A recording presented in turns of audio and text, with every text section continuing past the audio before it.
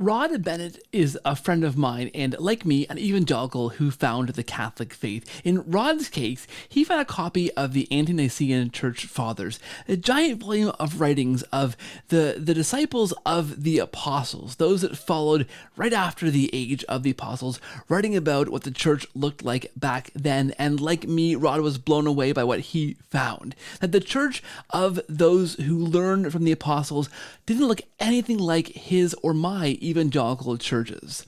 Well, today on this show, I am asking the question, exploring the question, if we are looking for a church, say my evangelical friend who's currently looking for a new church home, if he wants to find the church that Christ founded, why not look in the Catholic Church? That's what we tackle this week on the show. It's a barn burner of a conversation. Controversial, challenging, and of course with Rod involved, it's a whole lot of fun. I think you'll love this. Please watch and enjoy. Looking for a church? Why not Catholic?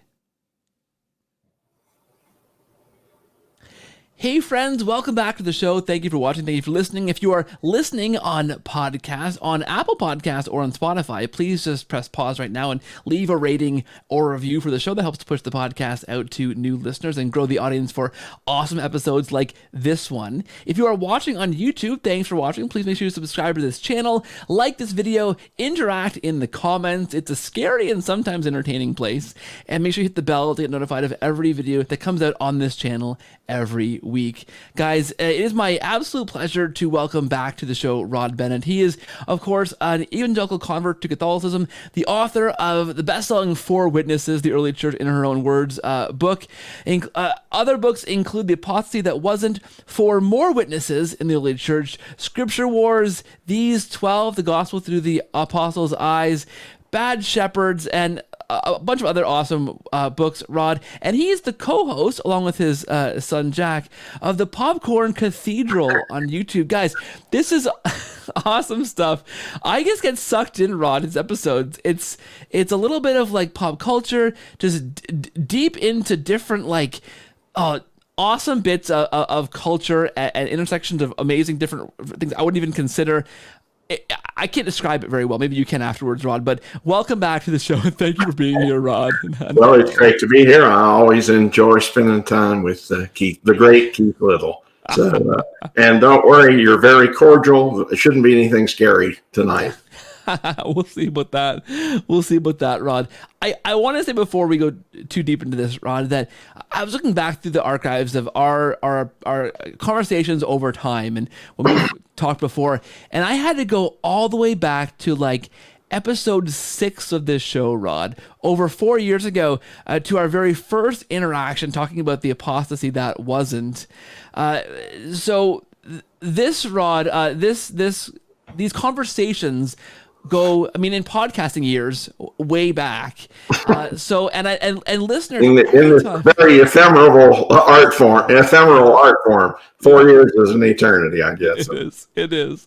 It absolutely is. And I gotta say, whenever I have you on this show, Rod, listeners write in, viewers write in, and we're talking about you for years afterwards. I swear, there's things you say, there's nuggets of truth, there's these amazing things you can just drop in the conversation and kind of keep going often, Rod, that we come back to again and again and again in other conversations with other guests, right? I think the one that I referenced most recently that you've said is the idea of that early church time machine, right? Plunk a early church father down into your church, and are they allowed to teach in that church? Will they say things that church doesn't accept? Or like that for me, I come back to that all the time, Rod, thinking about how we understand the early church and the contemporary churches, even amongst our own Catholic churches, how that early church mindset would be received. So it's truth bombs like that, Rod, that you drop and you walk away, and the carnage just follows behind it. We're years just kind of unpacking. I don't want to cause carnage for anybody. I do my thing, and we'll see what happens. It's good. It's all good carnage. The good kind. All right. So this episode is going to be very fun for me, Rod, and I hope that listeners will come along for the ride and enjoy this. And the genesis is this, and this is a true story. Okay, happened to a friend of mine. No, happened to a friend of mine who is a good evangelical friend who messaged me out of the blue the other day, much to his chagrin afterwards, because we then began to talk for a long time, and said to me, "Hey, I'm looking for a new church.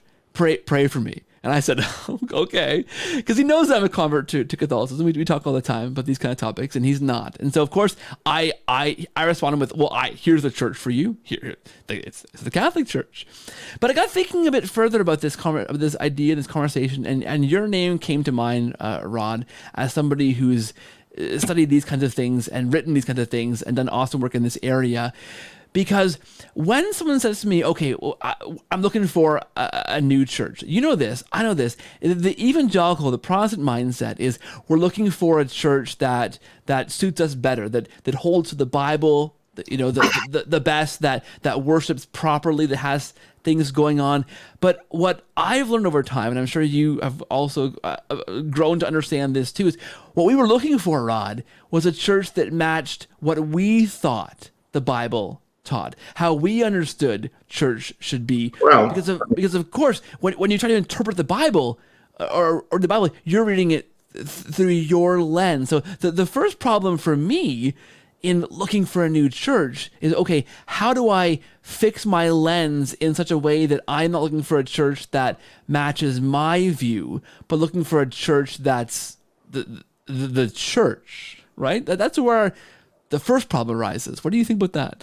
Well, I mean, it's quintessentially American that we look for a church that tells us what we want to hear. That's we do this with news networks, whatever. That we look for the one that tells it the way we like to hear it. Hopefully,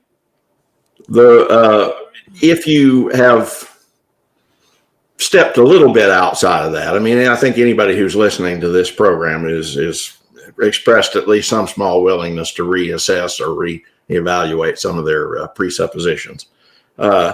Then I think maybe many of you have moved to the next stage, which is, shouldn't there be some connection between what I think of as a church and what Christ meant a church to be like, and how do I find that out? Yeah.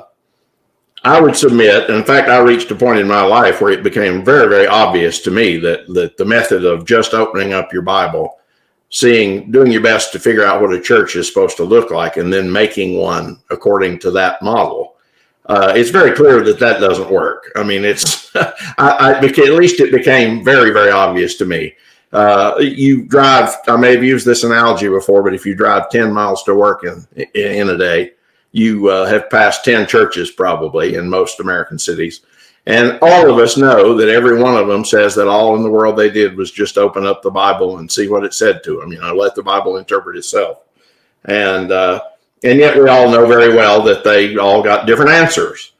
Sometimes we try to say, well, that was only about the lesser, smaller things, but it isn't. As soon as you get to these people together, infant baptizing Presbyterians and Southern Baptists, like I myself was at one point, you begin to realize that something you thought or were willing to consider a minor thing is pretty major indeed when the two of you get to going, hammer and tongs at it. So the idea, I think if we accept the idea that you wouldn't even be watching a program like this unless you were doing some reevaluating, then we have to ask: does Christ have, or does Jesus have any idea, any way of creating church unity, doctrinal unity? Is he able to do that? I mean, we all say, well, okay, he can send the Holy Spirit and we'll all love each other. And presumably we've already tried that and we're still divided. We're still as divided as we could be. The churches that most insisted on the fact that all we needed was love, back in the 19th century, when they all said, let's minimize all of these things we argue about and just love each other, are the churches that don't believe much of anything at all anymore. So all of those various methods seem to have failed. So I would say that the best question for the person that you're talking about is to say, does Jesus have a way? Is he able to create doctrinal unity in a church? Is that something he's capable of doing? And if it is, how does he express that? How does he do it? How does that work? In other words, does God have a plan for church unity? In other words, St. Paul, some people say the most obeyed verse in Scripture, the one we've done the best job of obeying, is back in Genesis, be fruitful and multiply. I would submit that the one we've done the poorest job of keeping is when Paul says, brethren, I want there to be no divisions amongst you. I want you all to say the same thing. I want you to be perfectly united in one mind and in one heart, and that you all say the same thing. Yeah, that's the one that we've probably got the poorest batting average at, and to such a degree that most people, when you kind of bring this point up, throw up their hands and say, "This is one of those verses that apparently can't be obeyed. That we don't understand what this is about. It's like the stuff in the Sermon on the Mount that can't possibly be meant literally." But it is. Look, the apostle meant it, and he gives it as a command. He says, "I beseech you in the name of Christ." The apostle Paul beseeches us to all say the same thing. Has he given a command that's literally impossible to fulfill? If not, then what was the plan for church unity? Church unity of the type that causes us all to say the same thing. Yeah. Okay. What was the plan? Was there a plan? And I think that would be the answer to the question. If you're looking for what church to join, start by looking at a church that has an answer to that question. That doesn't just say, well, I don't understand that, or we all just need to pray, or whatever. Does God have a plan for church unity? And if so, what is it? And has it ever been expressed anywhere in world history? And does it work? I think those are excellent places to start with all of this. I knew you were the guy to have on with this topic, Rod. I knew it already. The truth is exploding in this episode, Rod. This is fantastic. That's a fantastic point. I love that, because of course, our Lord prays in John 17 for unity. Like, good golly, right? This is the last recorded prayer that Christ prays before ascending back to the Father. Right? It is for unity, and it's a very prophetic prayer. May they be one as we are one, which of course is not a divided one of different denominations and different doctrinal beliefs. That's the closeness that can't be fathomed, right? In the Trinity, right? And so I remember for me in my experience, right, when I began to quote unquote look for a church in this exercise, right? Like you say, I began looking closely at verses like John 17, like where Paul talks about also, right? This no divisions. And I began to say, well, how is this possible? Where does this happen?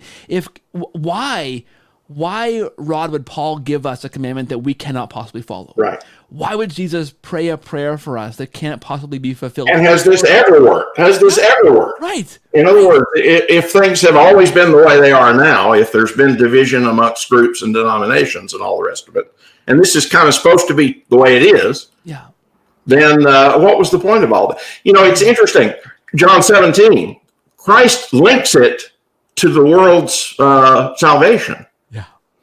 He says, Father, I am beseeching you to make us all one, even as you and I are one. In other words, make the church and the Lord one, even as the Father and the Son are one. Well, what are the Father and the Son? What's their oneness like? They always say the same thing.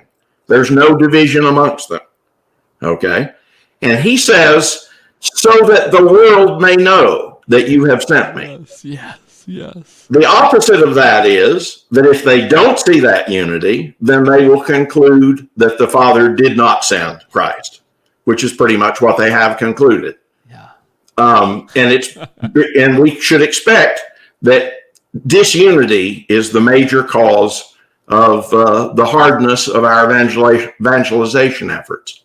In fact, I would say all of the problems that we have in the world right now, everybody thinks, oh, everything's going to the dogs and stuff. Well, our evangelization didn't work. Because if it had, we'd have a different country, a different world than we do now. Mm-hmm. Why didn't it work? Because we either disregarded this project of church unity, or we found answers we didn't like and got these others that we prefer better, or no answer at all. I reached a point as an evangelical that I had no answer at all, and I think most people have it.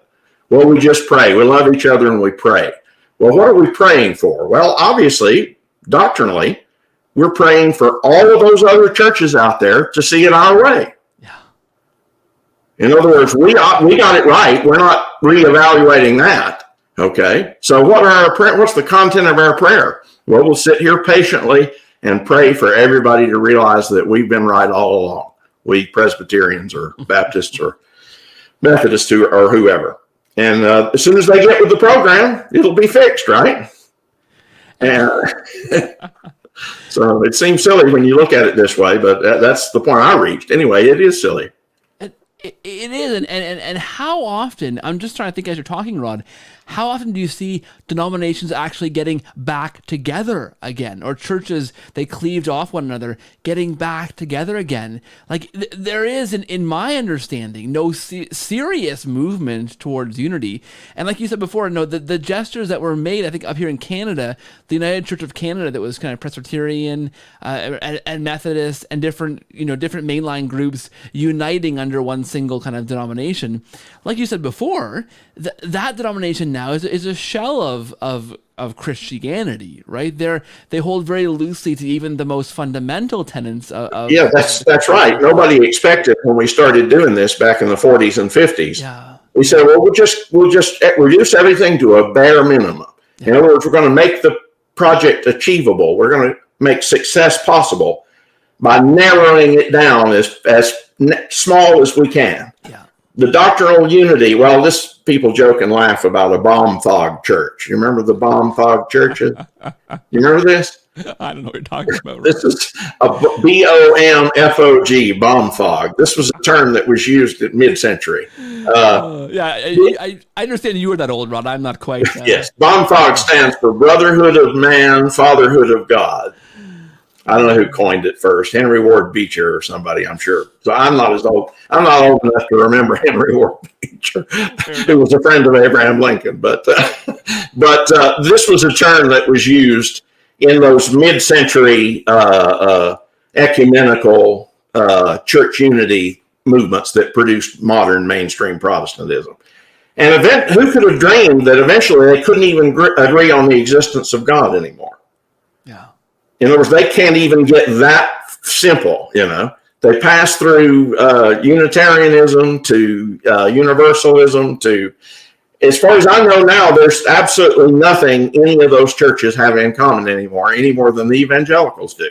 Yeah. So the project of trying to succeed through reducing the size of the goal has not worked. And most Evangelicals are not tempted by the World Council of Churches model anymore. I don't think anybody is anymore. It was the big hot thing, and when I was about 10. But it's the fact that it's patently failed is obvious to everybody at this point. Yeah. And the other thing you mentioned there too, Rod, is the idea of, well, we agree on the essentials, right? So we might differ in how we worship on a Sunday, or how we do our Bible studies, or how we structure our church. We may have elders versus deacons, or a board of directors, or a steering committee, or something, but we agree on the essentials. But of course, you mentioned this, and of course you peel that layer back a little bit, and you realize that, well, we don't. Because we can't agree on things that Scripture seems like we could argue are very, very clear. Like the Calvinists aren't going to agree with somebody who agrees, well, you can lose your salvation. And both sides on that are very, very serious about it too. Eternal security is not one of those things that it's okay to argue about or differ on. Yeah. Okay. So. even we're seeing breaks in Southern Baptists over women in leadership, right? These things that these churches held together for a long time and thought, okay, we agree on these things, these essentials, but what you call the essentials is a movable project, and that's just as much. and those, You can argue about that just as much as you can any other piece of it. Which ones are essential and which one aren't. That's a whole new field of endeavor you've opened up. Yeah, it is. So, I mean, I guess the question is, and I guess the solution for me, and I've seen this before, and mostly my Anglican friends, is to go, well, the John 17 project, it did fail. We've moved past that. We're irreconcilably divided now, so let's make the best of it. Let's try the best to cling to the Bible and be a church that follows the Bible and do our best. But that this has failed and we can't get that back now. But I mean, the question for me, and I'll ask you in a second, Rod, what you think of this is, well, did Christ set up a system that he knew would fail? Like, does that make sense for the church, that the bride of Christ that Christ establishes, that he knew that would last for a certain number of years, of decades if we're lucky, of centuries if we're really lucky, and then fail? Like, that doesn't make any sense as a solution to say, oh, well, it failed, we'll carry on as best we can. Well, if you're the kind of person who's actually looking for a great apostasy, who really considers that an essential part of your system, that there was a prophesied great apostasy, then the fact that it should happen so very early on is pretty strange. But in reality, I would say that it does work, and it has worked, and it still works pretty good. God's original plan. Yeah. There is an original plan for church unity, so that we would all say the same things. It doesn't work perfectly, okay? Humanity being what it is, the piece of work that it is, and the large, the all of us, still got a big unregenerate chunk in us that fights against it every day. But this is. What I'm about to say is not a commercial for Roman Catholicism. I'm going to say this in a way that's maybe a little different than you expect to hear. And that is that, and I don't know, I may have mentioned this on the program before, I don't know. But about 85% of the church is still doctrinally unified today. Protestant evangelicalism and other forms of Protestant make a big noise in North America. But, and they give the impression that this is Christianity, okay? But if you take the world's Roman Catholics, the Eastern Orthodox churches, and you can even bring in the traditional Anglicans, Coptics, the Copts, and things like that. If you bring in all of those people who still have preserved the apostolic form of church government, bishops, priests, and deacons, with the idea that there's an apostolic succession and that you pass down the sacred tradition of how to do all of this, how to work these doctrinal issues out. You've got an 85% church unity. Okay. Now, does that mean that the individual members are all believers, full believers in the program? Most of us know that the human heart's too wayward for that. But we will say that to have, if you remove the very top tier of doctrine about what to do when the bishops disagree with each other, for example, when the Bishop of Rome and the Bishop of Constantinople disagree, what happens? Okay, let's remove that very top tier of issues, which is maybe the top 2% of the faith. Okay. All right, let's just remove that from the discussion for a minute. Then all of these other churches, if you take that, and surely the governmental issues are the least vital for the ordinary layperson like me and you, not to minimize them, but those churches that I listed, they all have the Catholic faith of the early church fathers. They still have it enshrined on the books, so to speak. They sometimes, in some eras and some places, they do a better job keeping it than others.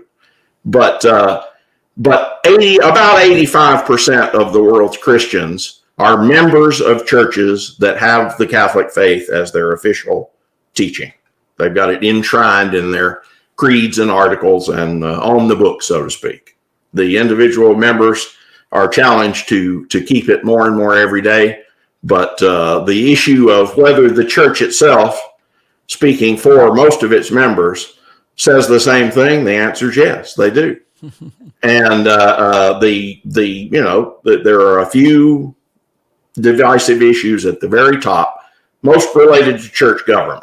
In fact, I would say that even the ones that divide the Eastern Orthodox from the Roman churches, the theological issues involved really are about the papacy.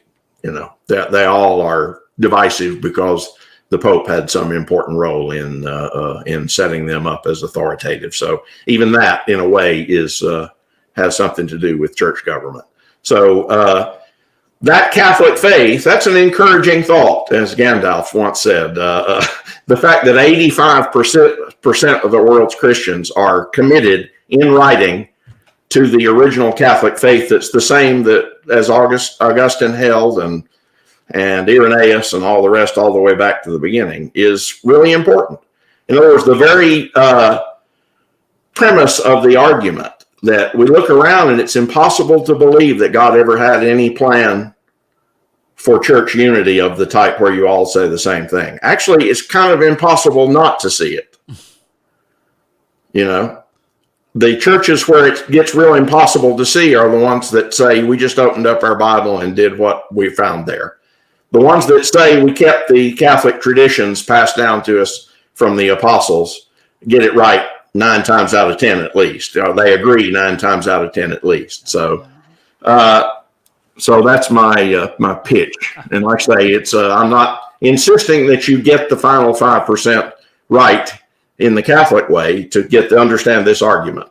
In other words, if you move to being a Coptic Christian or an Eastern Orthodox or something, or join some traditional Anglican church in Uganda or someplace like that, you will find that you believe the Catholic faith and you have no problem with the stuff that's in the early church fathers. It comes as natural as falling off the bed.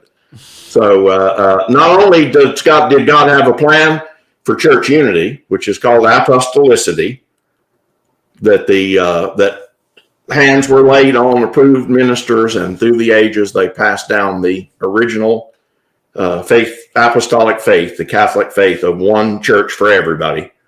Even if it's imperfectly kept, they're still an enormous visible sign of most of the world's Christians by far, when called upon to answer, give their church's answer to the questions of theology. They all say the same things, just as Paul enjoined us to do. So, well, that's again a fascinating observation, Rod, and I love that because, of course, in North America, where we are here, like you say, we're seeing kind of through a glass darkly. We're seeing kind of things distorted a bit because of the evangelical influence in North American Christianity, right? That distorts things a bit when we look around and say, well, of course, how could there ever be unity here? There's no way we could open our Bible and be united in the way that it seems like we should be. This project doesn't quite work. It failed at some point. Something went wrong. These guys here aren't reading their Bible in the right way, like we are, right? Is often kind of mentality. Or I think too, Rod, just not to realize that paradigm that you are in, right? We're steeped in this, and I think for you and me, this might have been a similar kind of recognition. You're steeped in a paradigm that you don't necessarily realize that what you're doing is a modern invention of Christianity. It's a modern way of doing Christianity that's only but 500 years old. And before that, you wouldn't have just gone to a bookstore and bought a Bible and opened it and read it and found a church that kind of matched your reading of the Bible. That's an innovation. Yeah, maybe so. Yeah. And I think in large part, it's not necessarily going, okay, this is not a possible thing to do. Look at these denominations. We can't possibly be united. It's maybe more often than not just swimming in the water of that paradigm. You don't even realize that you're finding a church. My friends going out and finding a church based on a paradigm that's very, very new, that says this is how I find a church. Yeah, And it says there's no one united church here that I could possibly ever join, missing, as you say, that 85% that all hold very close doctrinal unity, right? I mean, that's a really interesting thought experiment, thing to think through. Right. If you are looking for a church, maybe the paradigm through which you're looking for that church is itself not the paradigm that maybe Christ would have. Well, maybe the way to say it is, I don't mean to make it sound foolish. Maybe the way to say it is that if you find that the people in the evangelical way of doing things are very, very divided, and you find that they're more divided than most types of Christians are, at least doctrinally speaking. Keep in mind, we're talking about doctrine. I should introduce a caveat here. I've been looking for a chance to do this. Sometimes when people hear a discussion like this, they think that you are saying, come over and join the Catholic Church. It's a better church. The people are holier and happier, and you will have a closer walk with God, et cetera, if you come and join this church. I'm old enough and have been around enough to know that no church, any church, has cornered the market on virtue. And in fact, I have found that real human sanctity is about equally rare in every communion. I think this is not to say that doctrinal unity doesn't matter. It's just simply to say that I'm not pitching our church as a place where you will come and have a better time than you've had in your previous churches, or you will feel closer to God. Some of the stumbling blocks are removed, so there is an opportunity to get closer to God. But that's not, again, this is the disclaimer. I'm not telling you come and find a better class of Christians over here in Rome. I think it was Cardinal Newman. I found this interesting Cardinal Newman quote the other day. This was after he'd been a cardinal in the Catholic Church for some years, convert from Anglicanism. He said, I look back and I see that when he said that as a Protestant, I'm messing it up. He said that when he was a Protestant, his religion was confusing and dull, but his life was exciting and rewarding. He said when he came into the Catholic Church, he encountered all kinds of suppression by many of the Catholic bishops. He found that he'd taken on his shoulders a much greater load of distrust and other things like that. It had something to do with the fact that an important clergyman from a Protestant church was a rarer animal than he is now. So he said, I have found that my life was more exciting as a Protestant. My faith is more exciting now than it was, but my life was more exciting back then. And so anyway, all that just simply to provide the disclaimer.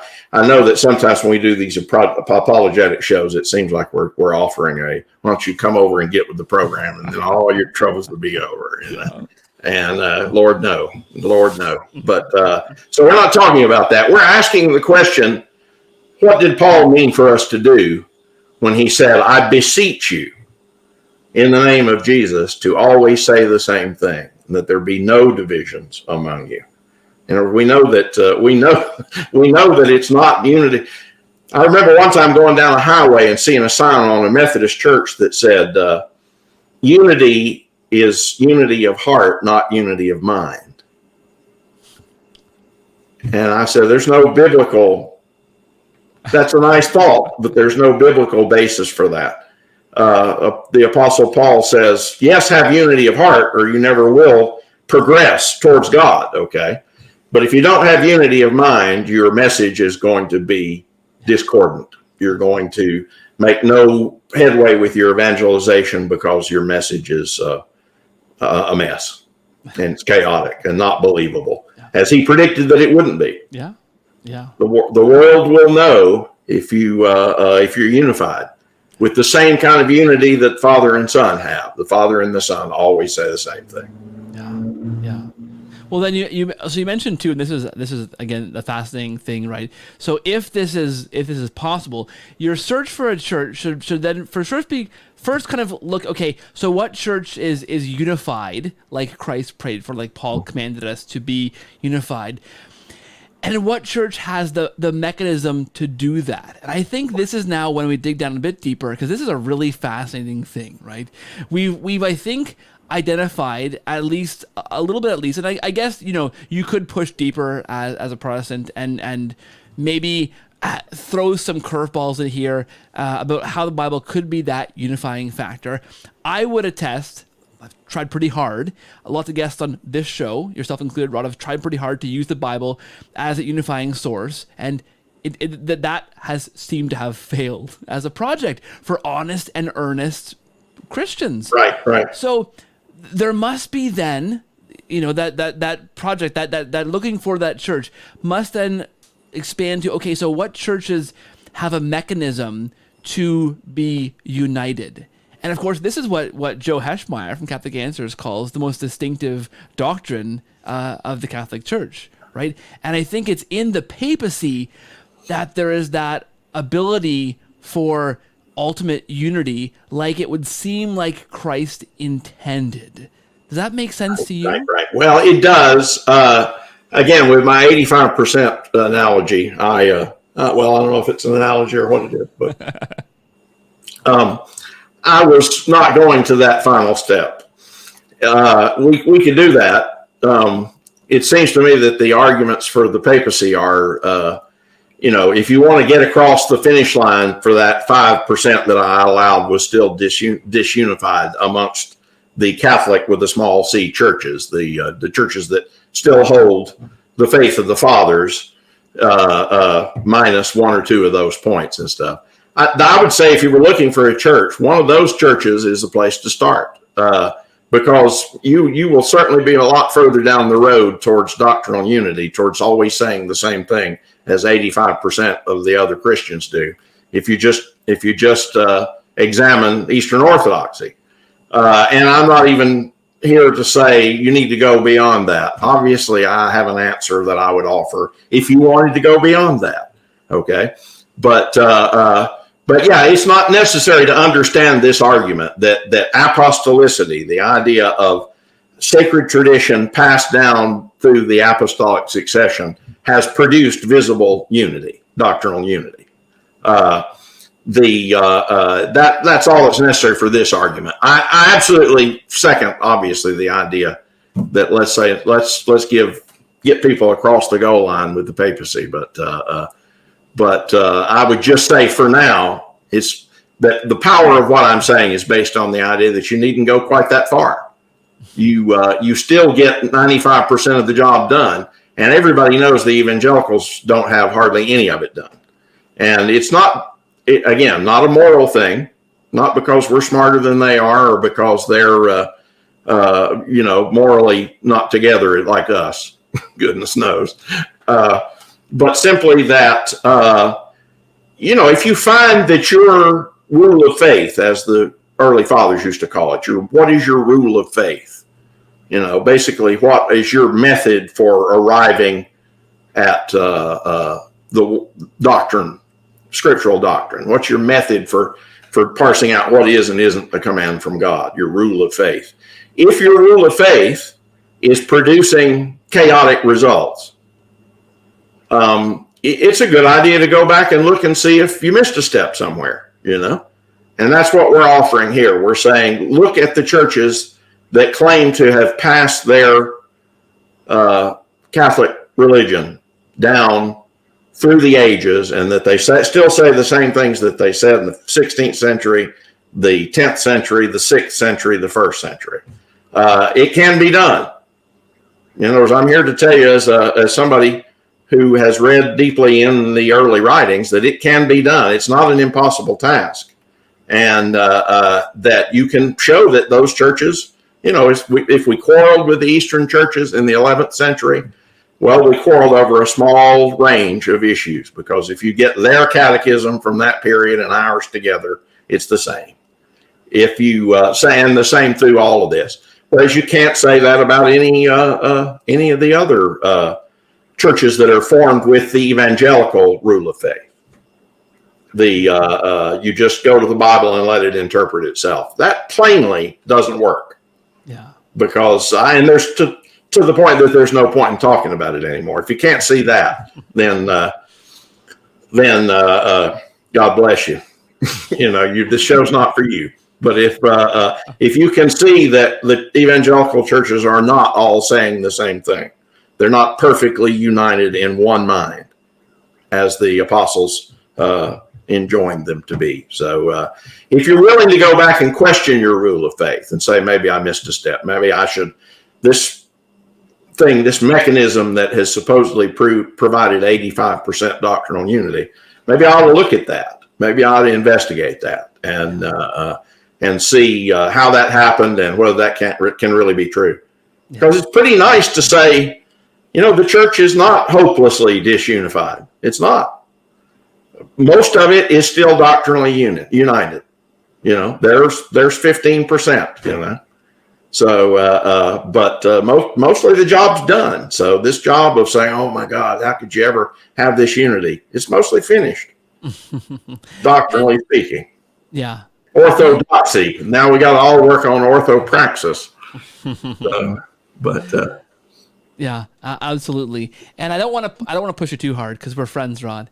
But the interesting thing is that since the different schisms amongst those churches that hold to the apostolic tradition, right, between the Eastern Orthodox Church, Coptic Church, the Ethiopian Orthodox Church, these since those splits have happened, there have been concerted efforts among all sides to try and find places of overlap, right? Even in recent days, the Pope has been historically celebrating different liturgies or allowing liturgies to take place within the Vatican and going other places, not actually Vatican proper, but within Catholic churches, working on celebrating liturgies together and making inroads to find ways to unite more closely, right? So it is an ongoing project. Yeah, a more perfect union. We're still looking for a more perfect union in the language of one of our American documents. Yes, it's an ongoing process. Yeah, you'd go there, Rod, for sure. Quoting your American documents. But these movements don't exist, right, in Protestant churches. There's movements to disunity, away from the splits upon splits upon splits, and there is not the 30,000 denominations that are thrown around. That number is, as far as I can tell, and good apologists have figured this out. That number does not exist anywhere. That's a made up number that we shouldn't be using. The word hundreds is pretty safe, though. Yeah. The word hundreds is pretty safe. But I think you said this, on the show one time, Rod. If there's more than a few, that's too many. That's too many, right? Right. Because there shouldn't be. So at least if that 85% isn't fully united and 100% on all the doctrines, right? There are active movements, and there have been since shortly after these things happened, to come back together in ways and find unity in ways that those groups can, right? So that's at least an important movement. I would put pressure upon you a little bit to say, not making you say this, but I'll say this, that distinctly, the one thing that I think, and someone again, there's plenty of authors out there who've written fantastic books on the papacy, the thing that can go a long way to unite the apostolic churches and any Christian who wants to be united is the fact that, okay, it seems like Christ established a church with somebody at the head, the head of the apostles, and the bishops, that succession passed on. The Orthodox Church maintains that line. The Coptic Church maintains that line. Those churches have those bishops. The one thing, though, that seems like would be the ultimate unifying factor is unity around the chair of Peter, right? The papacy, right, that it seems like we can trace back that Christ established. Right. This seems to be the ultimate mechanism for ensuring unity. The Pope in union with the bishops, which ultimately seems like it would be the answer to well, how is this done, right? That goes that one step further. right? Yeah. The 85%. Oh no, you may be misunderstanding me. In other words, this is an apologetic. I know. I This understand. is an apologetic thought experiment. Yeah. I'm not saying we can do just as well without the papacy and all the rest of it. No. It's so important these days. People have been spun so often. They've had so many commercials, so if you tell people, if you'll just join the Catholic Church and do whatever the Pope tells you, everything will be all right. Well, I dare say it would be, but maybe maybe you don't have to go quite that far just yet. Yeah. Let's encounter you in the early stages and meet you halfway there. But obviously, I second everything you're saying about the nature of the papacy, and I hope that thoughtful inquirers will get to that sooner rather than later. But it needn't be done first, is what I'm saying. You can encounter the Catholic faith without necessarily encountering all of it at once. I'm not trying to be the inquisitor. No, it's all right. Rod. Makes the show more interesting when you're not just flattering me, when you're arguing with me a little bit. That makes it more interesting. Oh, okay. Now I know. Yeah, absolutely. So you're looking for a church, okay? You say, okay, I want to find a church that sounds like what Christ was looking for, a united church that has some way of being united. Where does this exist? You're beginning to see, okay, there's this apostolic kind of churches that seem to exist. Right. One of the questions that I know you asked, and I began to ask, and we're kind of floored by this question, was, well, okay, so what would this church look like? It would have some mechanism for being united. It would have a faith kind of being passed on through laying of hands that we can kind of trace back. But you begin to encounter, and I read from the early church fathers and discovered that we can actually see what that first church would look like. Ergo, a church that exists today that we're looking for should look a lot like that church, right? And then the realization, for you and for me, Rod, was, well, my church doesn't look like this. Nothing like this in terms of the structure and the way we worshipped and the way we encountered, Christ and understood that mission, and heck, baptized people, right. these kinds of things, right? The next, I think, realization is, well, okay, I'm looking for a church. How do I know what kind of church to look for? And by golly, there's places you can look to see what that church might look like, right? Right. Yeah, I mean, that was it was helpful to me. The fathers were what did it. In other words, if you go back and, if your idea is that all of these things like baptismal regeneration and prayers to Mary and the papacy and all of that are like barnacles that attach themselves to the ship through the ages. I think it was Luther who first made this analogy, that these are things that collected on the ship that didn't really belong there, and that the best thing to do is scrape them off. If you find that they are there right away, if you find baptismal regeneration in a man who was probably baptized by Peter, and if you find bishops and priests and deacons being laid out in no uncertain terms as the way real churches are structured, Ignatius of Antioch is whom I'm thinking of, and you find that he was a man who knew the Apostle John and personally and labored in his vineyard, then you've got new questions about these so-called barnacles. You have to change your opinion. You don't have to accept them because of that. It is possible that the church went off the rails before the apostles were cold yet, That's possible, I suppose. Okay, and I'm not even going to offer arguments about the probability of such a thing. I'm not offering you this as an argument for it's because it's really old, you need to do it this way too. I'm just saying that the barnacle theory doesn't work anymore. You have to go to some other theory, which the more sophisticated responses to this argument try to do. They say, okay, well, we don't say that there were no prayers to Mary in 250 AD because there's one in the British Museum. We don't say that anymore. What we do say is there was different strains, that the church was already very divided right away, and that one of those strains looked a little bit like modern Catholicism, but there were the other strains too, and there was a real good Baptist strain too early on there. And so what happened is later on, maybe at Constantine's conversion, he took that Catholic strain that went off the rails right away, and he made that the main one, and then promoted that and sponsored it and all the rest of it, and persecuted the evangelical strain. Well, you have a conspiracy theory there. Okay, the evidence doesn't support this idea.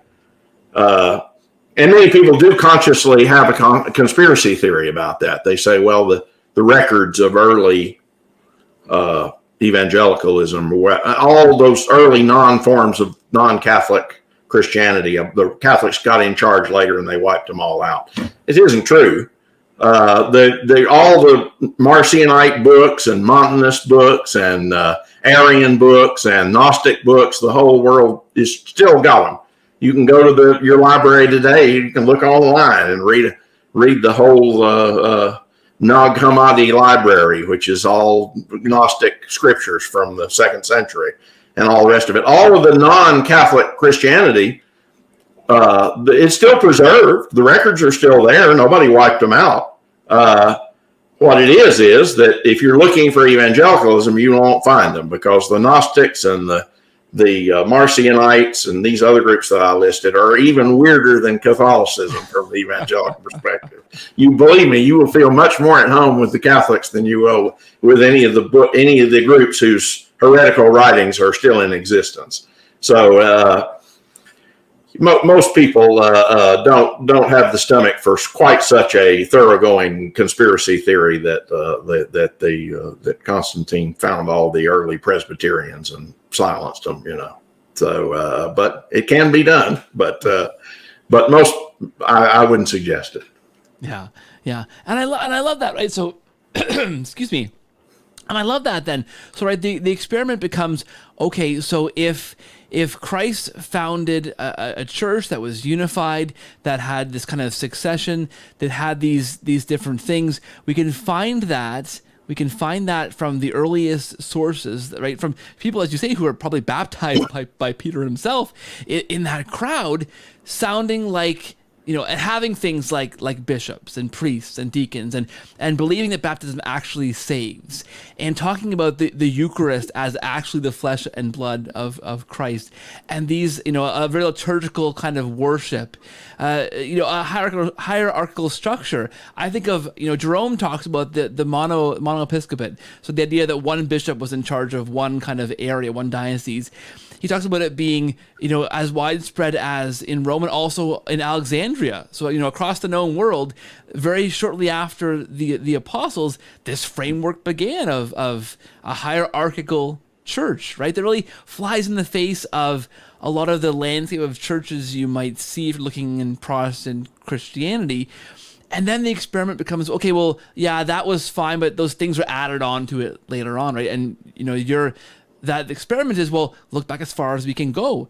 And if those things already exist there, well, they weren't added on. So and the other things don't exist. The churches, even those crazy groups I mentioned, the Arians and the Montanists, they had bishops, priests, and deacons. They had baptism of the Catholic variety, all the rest of it. They were even the weird splinter groups looked a lot more Catholic than most people are happy about, right, in today's evangelical circle. Right. So that then becomes a question I think you have to ask if you're looking for a church. Now, this was a challenge put to me one time, actually by a marriage therapist my wife and I were seeing when I was on my road to conversion. We hired and paid way too much for a therapist that ended up just kind of being a guy who just kind of grill me on my Catholic conversion ideas. And that's a long story and required other therapy of other sorts after that. Therapy for the therapy we went to.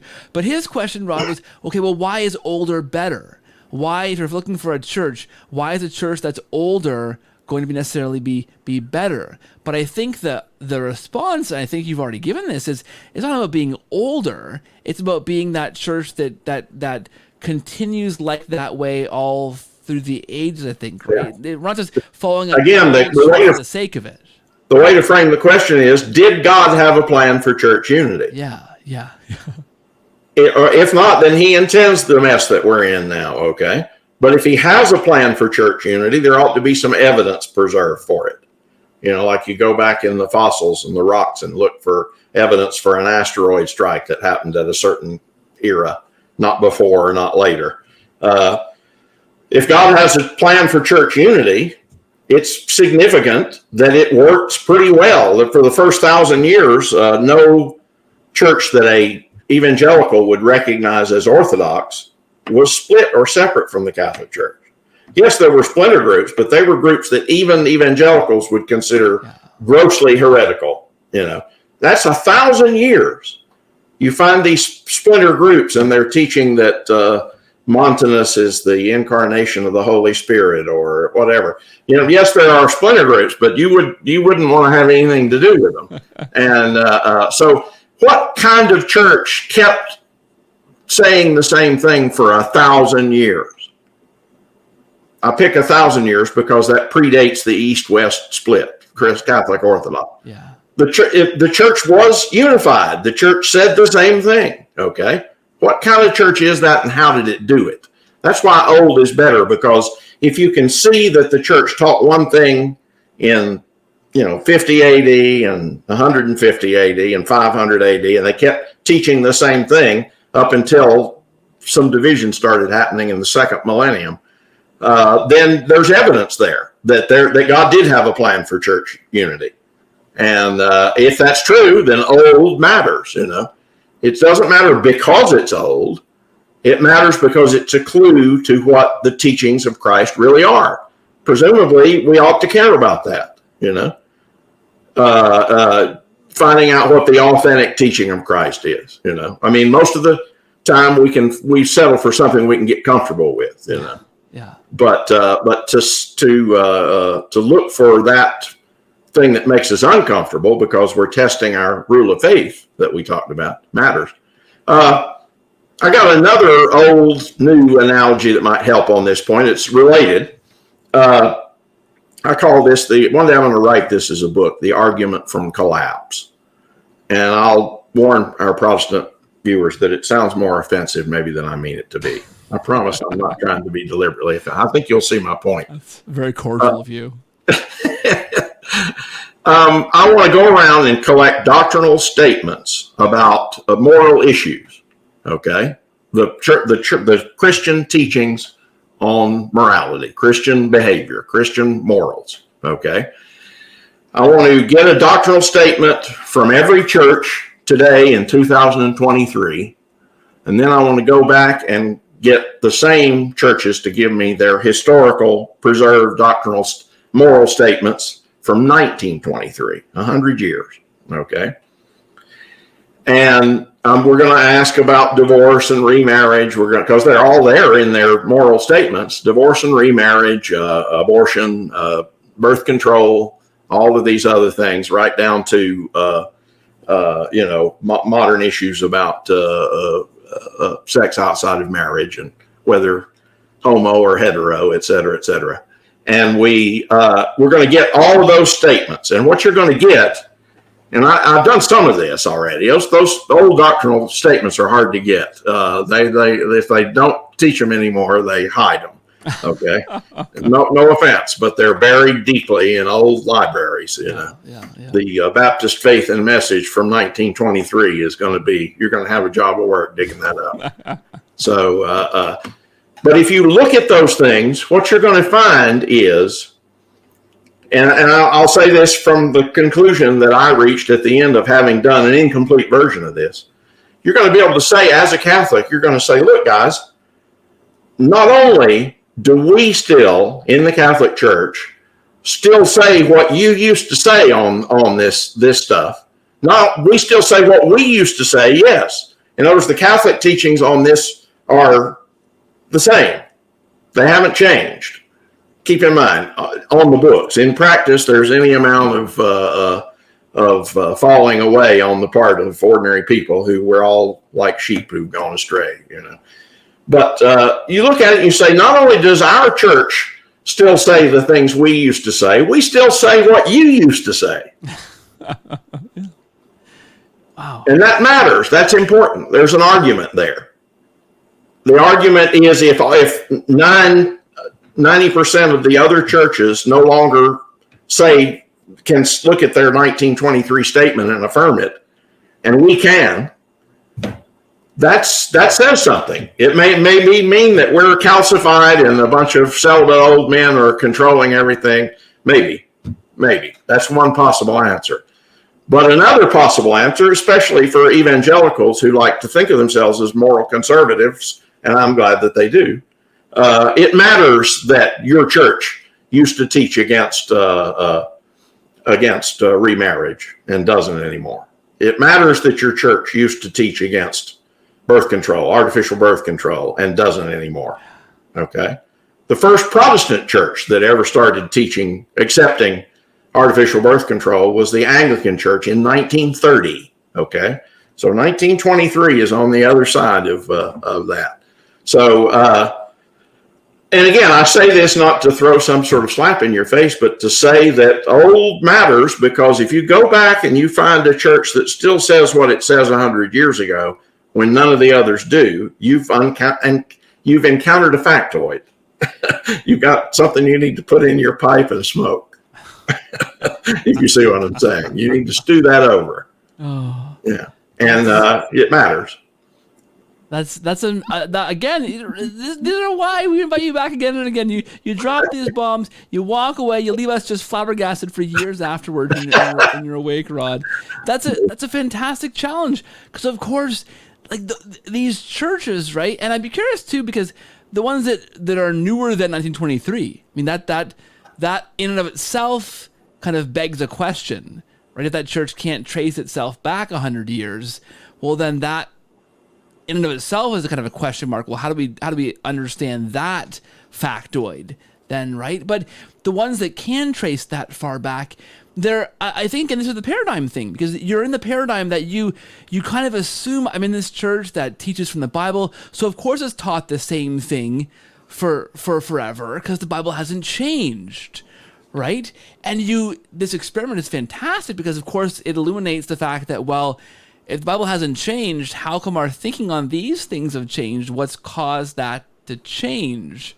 Mm-hmm. Right? I think that's such an interesting thought experiment, right? If you are looking for a church, a new church, okay, you're joining a Bible-based church, but has that church been based on the same understanding of the Bible for its existence? That's a big thing worth considering, Rod. It's fine. If you think the changes have been for the better, that's fine. Most people probably do and stuff. But the fact that the change had to be made, and that elsewhere, meaning in the churches that have kept the Catholic faith, it's still in line. We can go back to much earlier than 1923. We can go back to 1023 and 523 and it's still the same message when it comes to the issues we're talking about. Yeah. Rod, I once had an interaction on Twitter. Of course, this is already, like, that statement just tells you now that I shouldn't have done this, because whoever has good interactions on Twitter, with somebody who was talking about abortion, and they said, oh, the Catholic Church just recently invented this doctrine, as kind of a reaction to different things happening kind of in the world. And I thought for half a second, and as a good, patristic, loving Catholic, like loving the early church fathers, thought of, well, actually, like in one of the earliest documents we have, the Didache, abortion is explicitly condemned in the earliest document we have. Might date from 70 AD. Yeah. And interestingly, is quite a bit more explicit than any passage in the New Testament about it. Yes. So I thought, on things like that, right? We have the church has, the Catholic Church has this continuous history since the absolute earliest beginning of the Catholic Church, speaking on some of these issues that other churches have, since in the last 100 years, changed their ideas on, right? But it's not to say hooray for us. It's just simply to say it's a fact. It is a factoid. You need to consider it. You need to think about how it happened, and does it matter? Yeah. And what does it say about history? Yeah. You know, And maybe, like you said, there are a bunch of calcified old celibate men leading the church, and it's not a good thing we haven't changed that. But it has to be considered. Why didn't it change? Why did others change? Right? That question has to be asked. That's still good, even if you think we should change. Yeah, that's still a good question. Why has it lasted so long? Yeah. You know, people have been prophesying the end of the Catholic Church over and over again for 2,000 years, and not only does it not fail, but it also still says the same thing. Yeah. I think that's fantastic. Okay, one more thing, and then I got to leave because I don't want to keep you all up all night long. I know you got to get to bed. You're getting up in the years, Rod. You need your sleep. You need your good. Oh no! I know. I went there. The idea that, okay, so, and this is again just the paradigm that many people who are looking for a new church are going to inherit if they're in the Protestant stream of things, right? In North America especially, is the idea that, okay, the Reformation restored something that was broken way back when, right? Maybe the early church looks great. Somewhere along the line, where there's that Constantine later on, the church kind of fell into a thing that was beyond saving. There was nothing else there that could be saved. Yeah, Christ founded it. We messed it up. The Reformation reestablished that. So we should be Protestant because that's the best of Christianity and the best way to be Christian now. I mean, we've gone through objections to this already. Unity during the Bible, these different things. But is there something to be said for a person that has that mindset, that maybe just inherits that mindset, that of course got to be Protestant. The Catholic thing failed. This is what we have now. We'll make the best of it. Is there a response to that mindset to kind of shake you up a little bit, to make you reconsider something more deeply? What do you think? Well, I guess I would ask, point to things that the Reformation succeeded in reforming. Yeah. Okay. The only thing is, if just getting rid of the Pope and the Catholic Church is reform, then I'll grant you that one. Okay, if that's all it is, we no longer have to endure that degrading slavery. If that's all there is, then yeah, it reformed that. Okay, but what else? Did it make the clergy more holy? No. Even Luther admitted that the morals of the clergy was worse after the Reformation than before. He regretted it. You know. Did it make the people more orthodox? Even Luther admitted that Germany was worse off, that he said the Bible has become a heresy book. And this was 25 years after the Reformation. There's no peasant so rude that thinks that he can't open up the German Bible and start a new religion. So, and Luther, God bless him, didn't expect this. He thought when everybody opened the Bible in German, it would just, the light bulbs would go off and everybody'd see it the same way. Everybody'd say the same thing. And he found out that that wasn't the truth. He said, that, and all the rest of them. In other words, Luther, if he was supposed to reform the Mass, well, he didn't get rid of transubstantiation. He called it a different word. But everything that most evangelicals dislike about transubstantiation, Luther kept. Real presence of Christ in the Eucharist, a real transformation happens, a spiritual miracle, all the rest of it. Luther baptized infants. Luther did all of the other things. If these were things that needed reforming, then Luther didn't reform them. He kept them. When you got a different list of things you wanted reformed, right? Well, everybody does. So the question is, what is something that the Reformation unambiguously reformed, so that all Protestants would agree was a Reformation? And the only thing that you can come up with, if you look at it historically, is it got the horrible Catholic Church out of Northern Europe. And if that's reform, then you're right, it reformed that. So.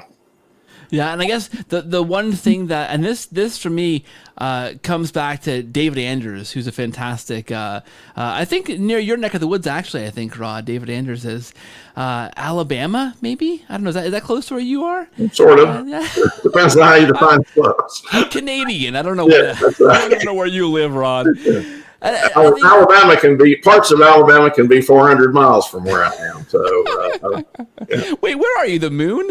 I think it was him that, he's of course, he's a convert to Catholicism. He's a Lutheran, a scholar of Calvin. And he kind of talks about the idea that, okay, the one thing that we often perceive the Reformation as doing is freeing the Bible from the clutches of the evil Catholic Church, right? It was literally chained to churches so that the average Christian couldn't read it. And of course, the pushback, Rod, we know is, well, yeah, it was chained so nobody would steal it. First of all. And it was one handwritten copy of the Bible was worth about enough to buy a Lexus, So and you had to keep people from stealing them, you had to chain them up. They didn't do it just with the Bible. They did it with science books and poetry and Dante and all the rest of it. Yeah. So it wasn't chained to keep the Bible out of the hands of people. It was chained that people had access to the Bible to hear the Bible, because of course the other part of that is they couldn't read. So it was chained, in the church so that somebody who could read it to them. Exactly right. So the one pushback that I think many, I certainly would have said this as an evangelical, one good thing the Reformation did, Rod, was free the Bible out of the hands of the church and unchain it quite literally and given it to the masses. But that of course is prejudice on an understanding that's not quite accurate about what the Bible was doing there. Well, for example, who could have it once it was freed? Who could actually read it and understand it? Right. For example, it's a simple historical fact that the King James Bible, that's so revered by English-speaking Protestants, myself included in many ways, it's a good translation. Yeah. Especially the Revised Version.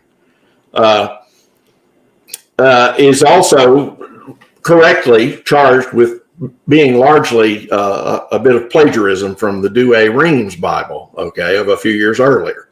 The Catholic Douay Bible that was made very early at the beginning of the Reformation. The King James comes a few years later. So if the Bible was freed, if Protestants freed the Bible from the evil Catholic Church, why did they copy it pretty much straight out from a Catholic Bible? Yeah, that's a good point. And why do it's just mythology.